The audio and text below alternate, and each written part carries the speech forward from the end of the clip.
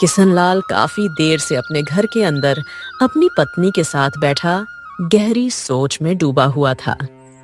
ऐसी गहरी सोच में डूबने से कुछ नहीं होगा। हमारे घर पर 2 दिन से कुछ भी खाने को नहीं बना। भूख से हाल बेहाल हुआ जा रहा है।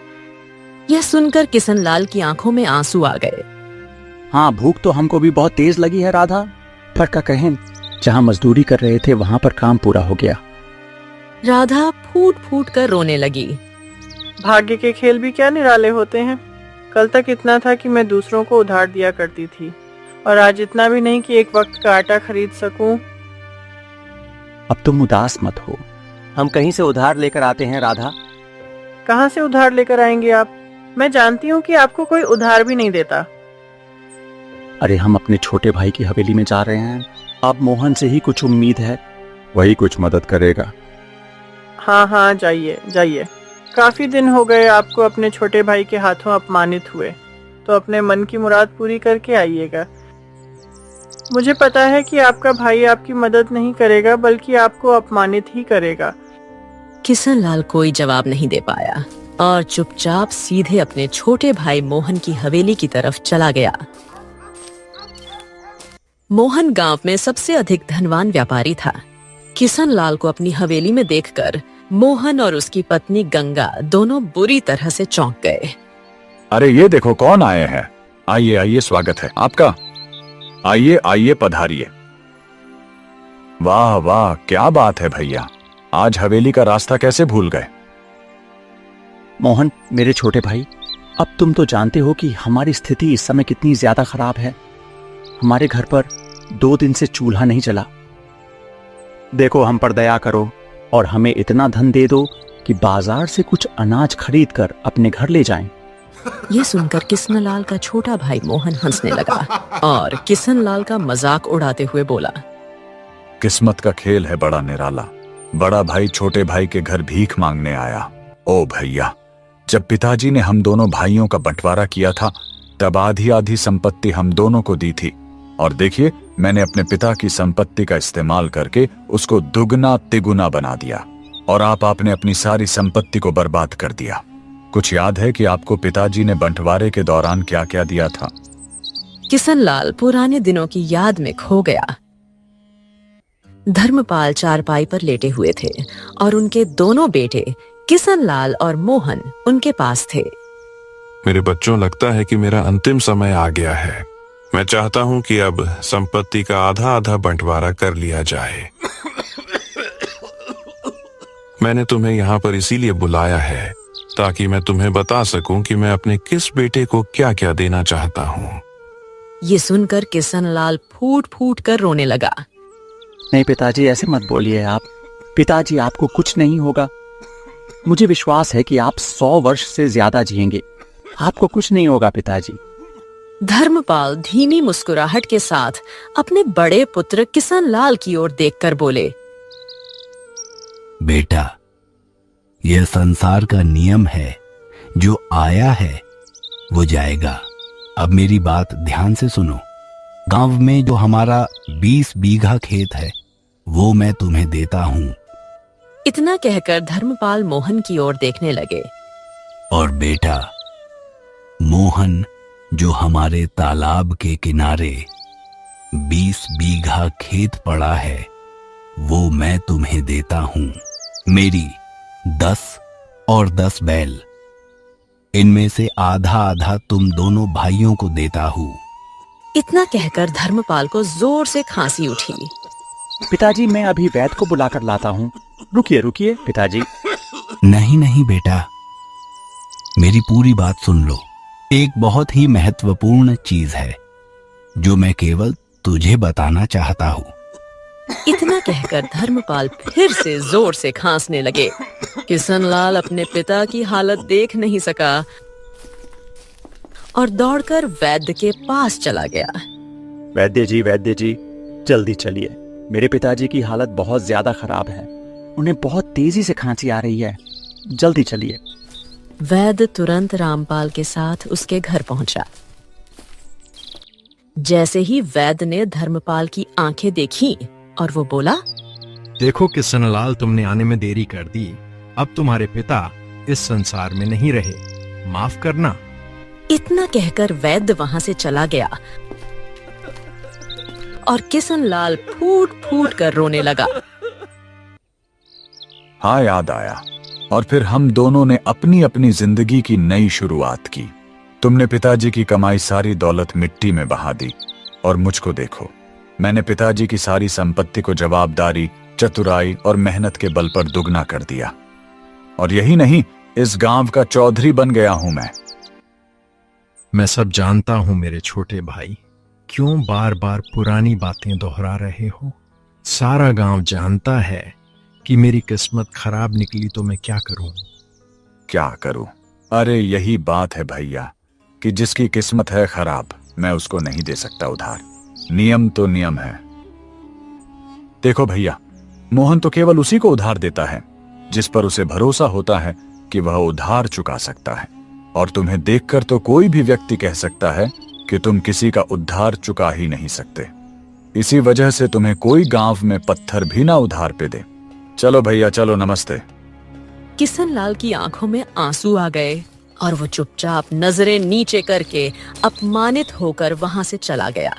किशनलाल के जाते ही मोहन की पत्नी गंगा मोहन से बोली, जेठ जी बड़ी आस लेकर तुम्हारे पास उधार मांगने आए थे। तुम चाहते तो उन्हें थोड़ा सा उधार दे सकते थे, आखिर तुम उनके छोटे भाई हो।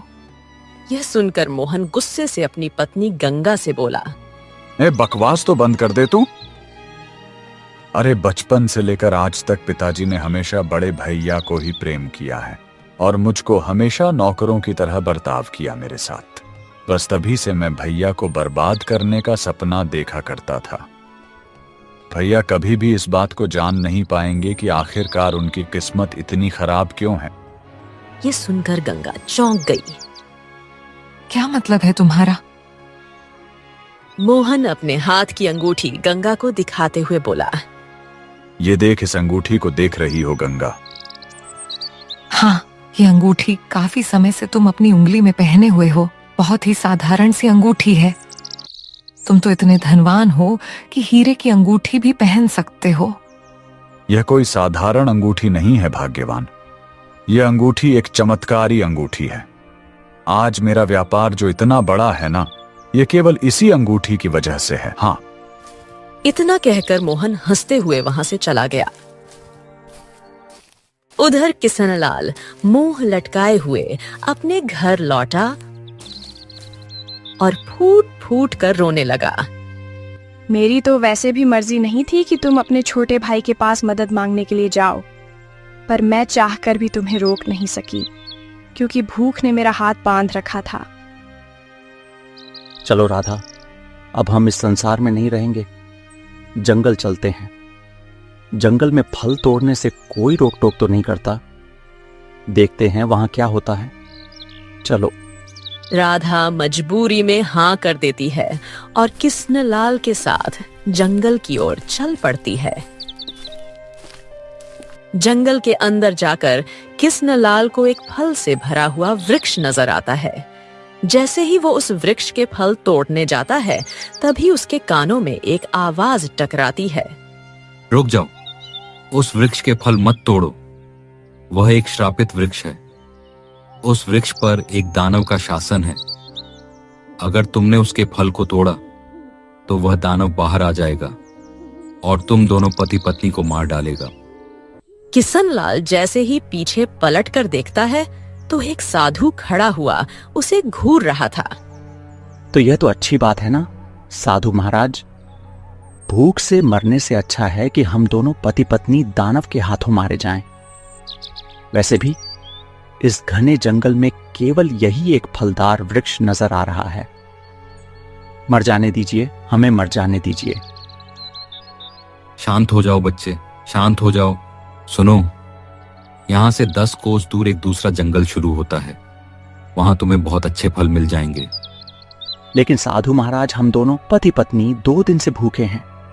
वहां तक जाते जाते ही हम मर जाएंगे। इससे बेहतर तो यही है कि हम इस वृक्ष के फल को तोड़कर पहले अपनी भूख शांत करें, फिर दानव हमें जब चाहे मार डाले, हमें कोई परवाह नहीं। उन दोनों की बातें सुनकर साधु को बहुत तरस आया। तुम्हारी शक्ल हमें किसी की याद दिलाती है। क्या तुम धर्मपाल के पुत्र हो? हाँ, ये तो मेरे पिताजी का नाम है। लेकिन आप उन्हें कैसे जानते हैं साधु महाराज? तुम्हारी शक्ल धर्मपाल से बहुत मिल रही है, इसीलिए पूछा।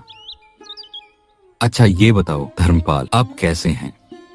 पिताजी इस संसार में नहीं रहे, वह इस दुनिया को छोड़कर चले गए महाराज। मैं आपको बताता हूं क्या हुआ। इतना कहकर किसनलाल शुरू से लेकर अंत तक सारी घटना साधु को बताता है।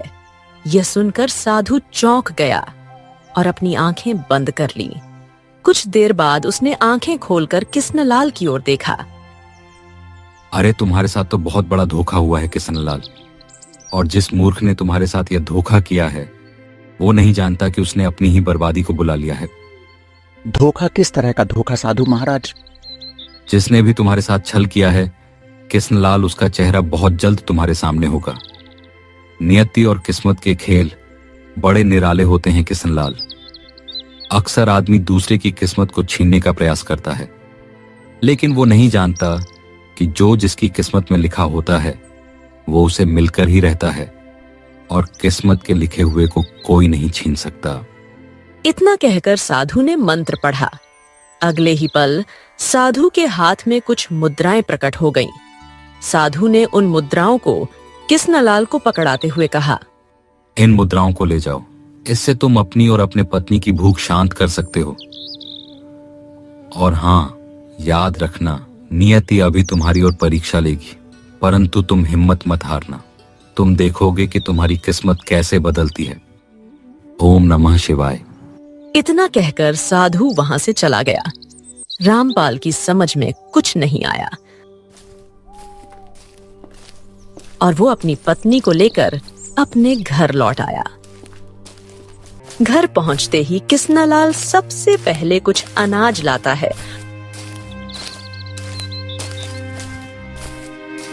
और दोनों पति पत्नी पेट भरकर खाना खाते हैं।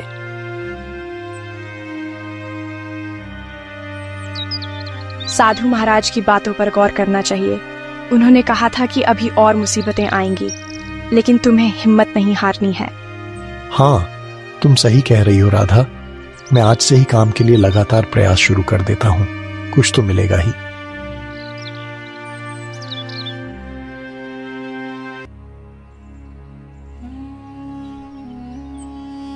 इधर मोहन अंगूठी को निहार रहा था कि तभी एक मैना पक्षी उड़ती हुई वहां आती है। उसके शरीर से खून बह रहा था। अरे रे, इसके शरीर से तो खून निकल रहा है। ऐसा लग रहा है कि जैसे किसी ने इसे अपनी नुकीली चोंच से घायल कर दिया। ओहो, लेकिन यह मेरे हवेली के फर्श को गंदा कर रही है। रुक जाओ।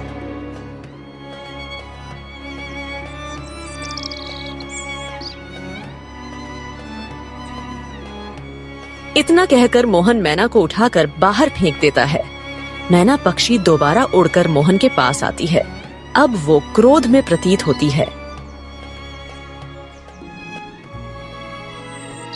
तेरे पास एक मौका था इंसानियत दिखाने का, जो तूने गवा दिया। अरे बाबा, ये क्या? हे साला, एक मैना पक्षी को मनुष्य की भाषा बोलते हुए पहली बार देख रहा हूँ। तो तू जरूर कोई चुड़ैल, पिशाच या जादूगर है ना? मैं जादूगर हूँ ना कोई पिशाच और ना ही चुड़ैल। तू स्वयं को आईने में देख। क्या है तू एक चोर है। जिस अंगूठी को तू इतनी देर से निहार रहा है, वो अंगूठी किसी और की अमानत है जिसे तूने चोरी से हासिल किया है, और उसी की वजह से तू इतनी बड़ी संपत्ति का मालिक है। अरे तुझको कैसे पता इस बारे में? सवाल यह नहीं है कि मुझे कैसे पता, सवाल यह है कि क्या यह सच है या झूठ। सफेद झूठ। यह अंगूठी मेरी ही थी और मेरी ही रहेगी। इसे मुझसे कोई नहीं छीन सकता। हाँ, चिंता मत कर। यह अंगूठी तेरे पास ज्यादा समय नहीं रहेगी, क्योंकि जो जिसकी अमानत होती है वो एक ना एक दिन उसे जरूर मिलती है। इतना कहकर मैना उड़ जाती है और दूर जाकर किसनलाल के घर के आंगन में गिर जाती है। अरे ये क्या? ओहो, इसके शरीर से तो खून बह रहा है। किशन लाल तुरंत मैना को उठाता है।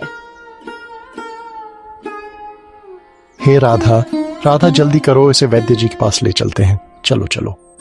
तुम सही कह रहे हो। हाँ हाँ, जल्दी चलो। किशन लाल वैद्य के पास पहुंचता है और मैना पक्षी को दिखाता है। वैद्य जी, ये हमारे घर अचानक से उड़ती हुई आकर गिर गई। इसके शरीर से बहुत खून बह रहा है, देखिए तो।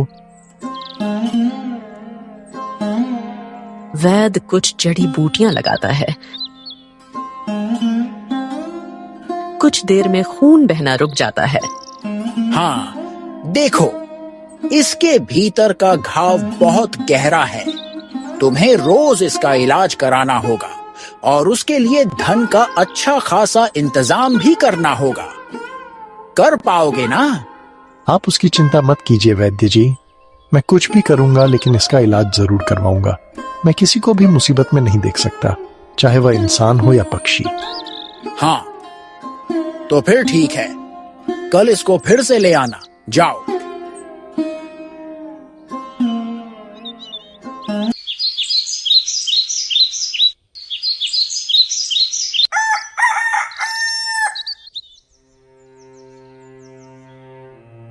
ए राधा, सुनो, मैं मुखिया जी के घर जा रहा हूँ।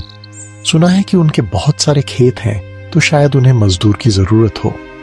इतना कहकर किशन लाल घर से निकलता है। वो सीधा मुखिया जी के खेत में पहुंचता है। वहां पहले से मोहन मौजूद था।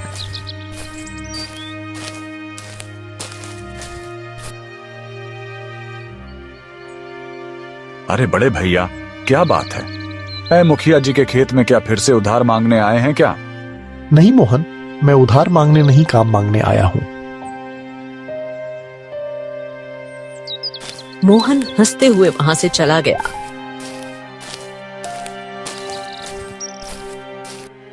मुखिया जी प्रणाम, मुझे काम की सख्त जरूरत है। हाँ, अच्छा हुआ किशन लाल जो तुम आ गए। अगर थोड़ी देर करते तो मैं किसी और को काम दे देता। मुझे खेत में एक मजदूर चाहिए। तुम एक काम करो, आज से ही काम शुरू कर दो, है ना? चलो चलो, लग जाओ। इतना कहकर किशन लाल काम करने लगा। काम करते करते रामपाल की नजर जमीन पर पड़ी एक अंगूठी पर पड़ी। ये क्या है? इसमें तो कोई पत्थर जड़ा हुआ है। पता नहीं किसकी अंगूठी होगी। मुखिया जी तो इतनी घटिया अंगूठी पहनेंगे नहीं, और ना ही मोहन। चलो, इसे मैं ही रख लेता हूँ।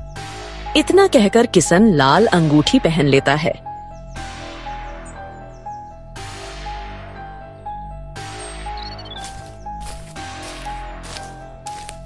रामपाल अंगूठी लेकर घर आता है और सारी बात राधा को बताता है। ए राधा, ये मैना पक्षी तो हमारे घर के लिए बहुत शुभ निकली। पता है, मुझे काम नहीं मिल रहा था, देखो अब मिल गया।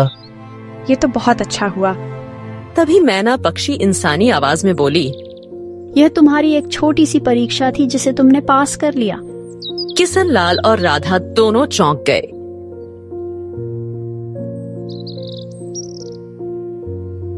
अरे तुम कौन हो और तुम ऐसे इंसानी आवाज में कैसे बोल रही हो? इसका रहस्य बहुत जल्द तुम्हें पता चल जाएगा।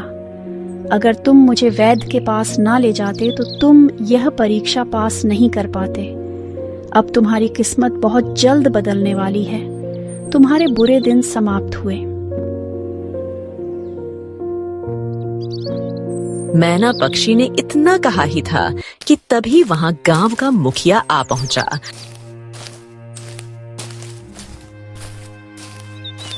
और किशन लाल की ओर देखकर बोला, किशन लाल भाई, देखो मैं तुम्हारे पास एक बहुत खास काम से आया था। क्या बात है मुखिया जी, कहिए। दरअसल बात यह है कि कई दिनों से मेरा मन इस संसार में लग नहीं रहा था। क्या है कि मेरी कोई संतान भी नहीं है, ये तो तुम जानते हो। ढेर सारी संपत्ति पड़ी है और मेरी पत्नी और मैं अब अपना सारा जीवन भक्ति में लगाना चाहते हैं। इसीलिए मैं और मेरी पत्नी हमेशा के लिए यह गांव छोड़कर तीर्थ के लिए जा रहे हैं। हम दोनों काफी परेशान थे कि हमारे जाने के बाद हमारी संपत्ति का क्या होगा। देखो किशन लाल, इस संपत्ति के लिए तुम मुझे सबसे योग्य दिखाई दिए, इसीलिए जिस खेत में आज तुम मजदूरी कर रहे थे वह खेत और मेरी सारी संपत्ति के मालिक अब तुम हो। मैं अपनी सारी संपत्ति तुम्हारे नाम करता हूँ। इतना कहकर मुखिया ने एक कागज का टुकड़ा रामपाल को पकड़ाया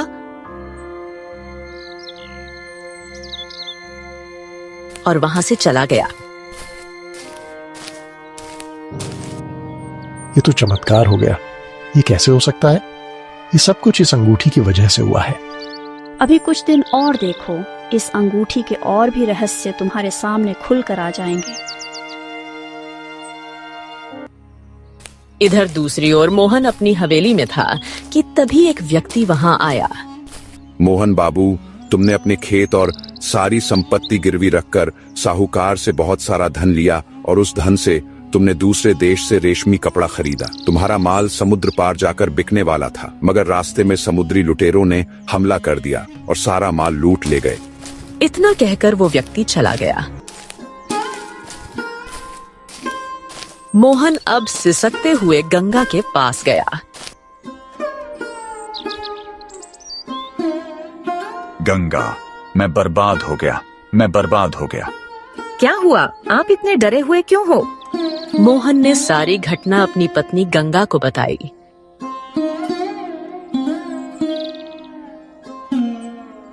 सब कुछ तुम्हारी वजह से हुआ है।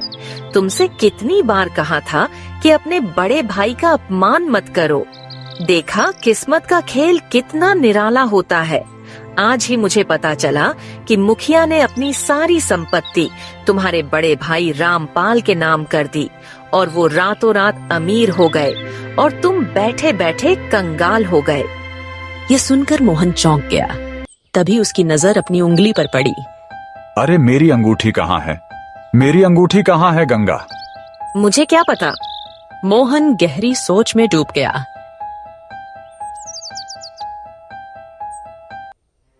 मुझे याद आ गया, मैं कुछ दिन पहले मुखिया के खेत में गया था, जहां पर बड़े भैया भी आए हुए थे। जरूर मेरी अंगूठी वहीं पर गिर गई और भैया ने उसे पहन लिया।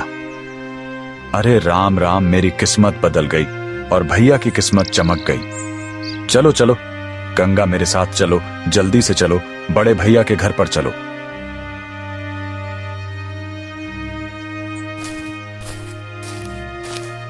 मोहन तुरंत अपनी पत्नी गंगा को लेकर रामपाल के घर गया।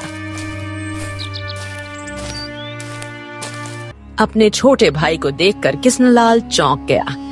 हाँ मोहन, मेरे छोटे भाई, अच्छा हुआ तुम आ गए। मैं तुम्हारे पास ही आने वाला था। अरे क्या आने वाले थे? तुमने जो हाथ में अंगूठी पहन रखी है, जल्दी से उसको मुझको दे दो। अरे भैया, वो अंगूठी मेरी है, लाओ लाओ दे दो। यह सुनकर रामपाल चौंक गया। अच्छा, ये तुम्हारी अंगूठी है? ये तो मुझे मुखिया जी के खेत में मिली थी। हाँ, अब वो वहां मुझसे गिर गई थी, मेरी उंगली से गिर गई होगी। अब मुझे याद नहीं रहा, आज याद आया है, जल्दी से दे दो भैया। किशनलाल अंगूठी मोहन को देने ही वाला था कि तभी मैना किशनलाल से बोली, उसे अंगूठी मत देना, वो अंगूठी मोहन की नहीं बल्कि तुम्हारी है। यह सुनकर रामपाल चौंक गया। अरे तू तो वही मैना है ना, जो घायल होकर मेरे घर पर आई थी। हाँ, मैं ही हूँ। इतना कहकर मैना रंग बिरंगी किरणों से एक साधु में परिवर्तित हो गई। वही साधु जो किशनलाल और राधा को मिला था।